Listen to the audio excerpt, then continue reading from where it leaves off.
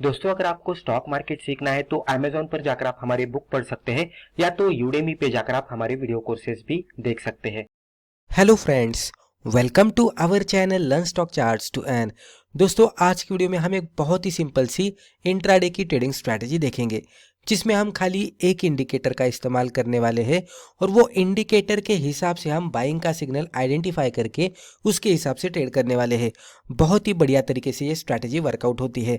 अगर आप beginner level के ट्रेडर से और कोई सिंपल सी इंट्राडे ट्रेडिंग के सर्च में है तो ये वीडियो पूरा देख लीजिएगा। इसके जरिए आपको एक अच्छी खासी स्ट्रैटेजी सीखने को मिलेगी। ये स्ट्रैटेजी सीखने से पहले हम ये देखेंगे कि ये स्ट्रैटेजी के साथ ट्रेड करने के लिए हमें किन किन चीज़ों की ज़रूरत है। तो पहले हम देखेंगे टाइम फ्रेम। हम यहाँ पे 5 मिनट का कैंडलस्टिक चार्ट इस्तेमाल करने वाले हैं। इंडिकेटर्स, जैसे कि हमने कहा कि एक इंडिकेटर का हम इस्तेमाल करेंगे तो वो इंडिकेटर होने वाला है बॉलिंजर बैंड। अभी बॉलिंजर बैंड पे किस तरह से ट्रेड करना है आगे जाकर देखेंगे, क्योंकि बॉलिंजर बैंड पे भी हम अलग अलग तरीके से ट्रेड कर सकते हैं, यानी कि बॉलिंजर बैंड के भी अलग अलग स्ट्रैटेजीज रहते हैं। तो उनमें से एक स्ट्रैटेजी हम यहाँ पे डिस्कस करने वाले हैं जो कि बहुत ही बढ़िया तरीके से वर्कआउट होती है।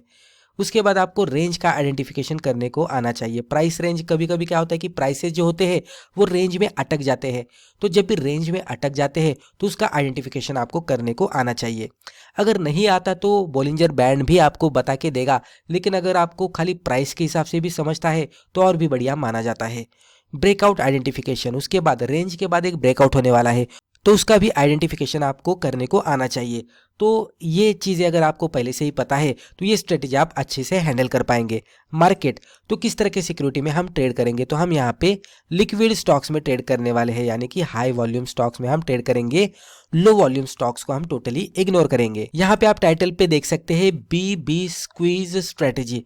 तो ये है बॉलिंजर बैंड की स्क्वीज ब्रेकआउट की स्ट्रेटेजी। अभी पहले बॉलिंजर बैंड क्या होता है, उसका स्क्वीज क्या होता है और उसके ब्रेकआउट पे किस तरह से ट्रेड करना है, सब कुछ हम यहाँ पे देखेंगे। अभी पहले हमें ये देखना चाहिए कि बॉलिंजर बैंड क्या होता है। बॉलिंजर बैंड एक तरह का बैंड होता है जिसमें 3 तरीके से लाइंस ड्रॉ होते हैं। अभी इसमें उसके कुछ कैलकुलेशन से हम ज़्यादा मैथमेटिकल यहाँ पे नहीं जाएंगे, लेकिन एज अ बिगिनर ट्रेडर्स आपको ये पता होना चाहिए कि बॉलिंजर बैंड चार्ट पे किस तरह से ड्रॉ होता है और उसका इस्तेमाल हमें किस तरह से करना है। तो जब भी प्राइस चार्ट पे हम बॉलिंजर बैंड इंसर्ट करते हैं तो हमें एक लोअर बैंड दिखेगा, उसके ऊपर एक हमें मिडल बैंड दिखेगा और उसके ऊपर हमें अपर बैंड दिखेगा। सबसे ऊपर वाला अपर बैंड, सबसे नीचे वाला लोअर बैंड और जो मिडल में है वो है मिडल बैंड। और इसके अंदर प्राइसेस इस तरह से ट्रेड करते हुए हमें दिखते हैं।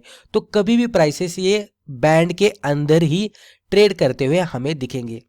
बोलिंजर बैंड हमें वोलाटिलिटी का आइडेंटिफिकेशन करने के लिए मदद करता है, उसी के साथ ओवरबॉट और ओवरसोल्ड लेवल्स के आइडेंटिफिकेशन करने के लिए भी मदद करता है।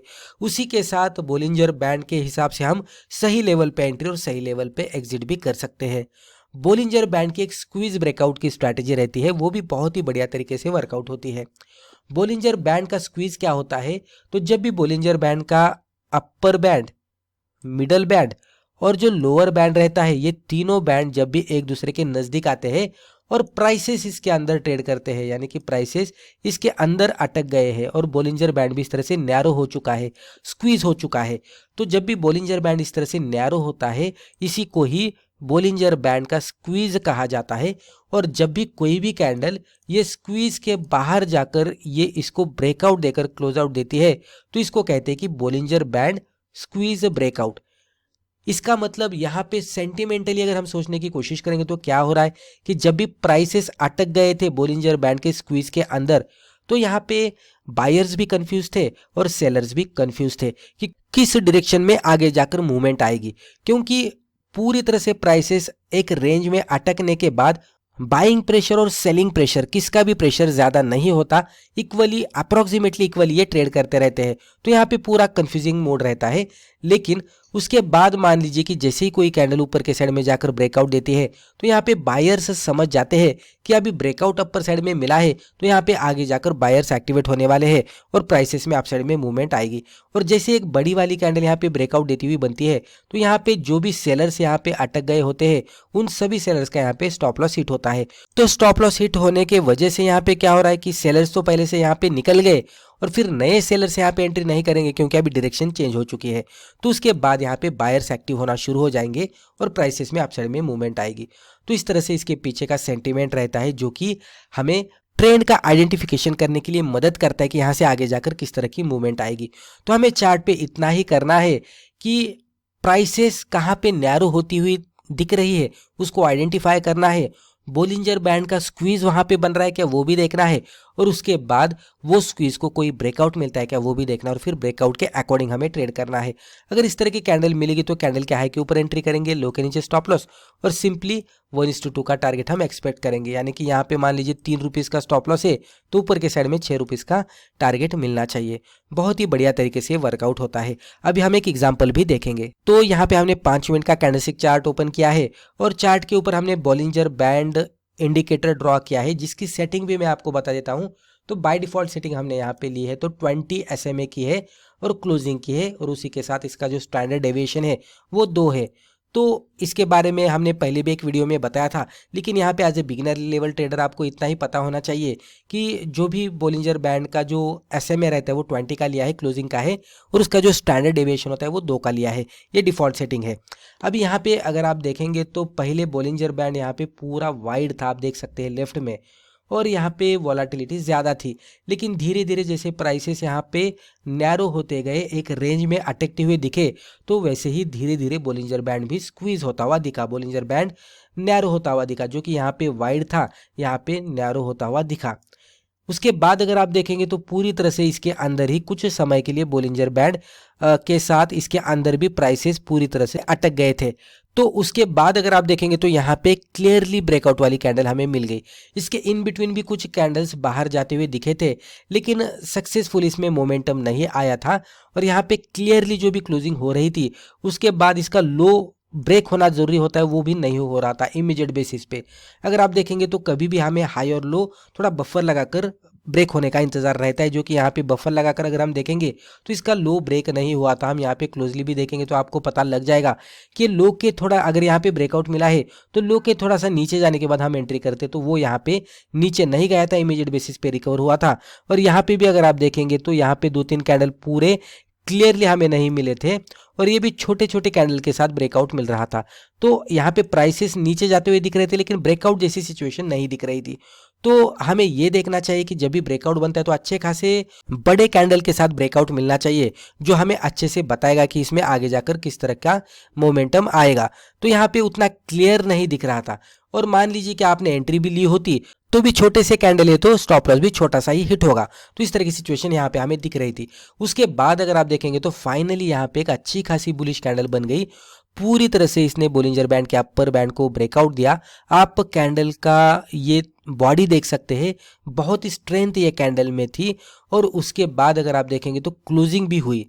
तो जैसे ही ये क्लियर इंडिकेशन हमें मिल गया तो इसके ऊपर अगर हम ट्रेड करते तो हाई के ऊपर एंट्री, लो के नीचे स्टॉप लॉस, और 1:2 का टारगेट यहाँ पे यहाँ तक मूवमेंट आई है। तो आप देख सकते हैं कि ये इतना डिस्टेंस का स्टॉप लॉस था और इतना डिस्टेंस का टारगेट था।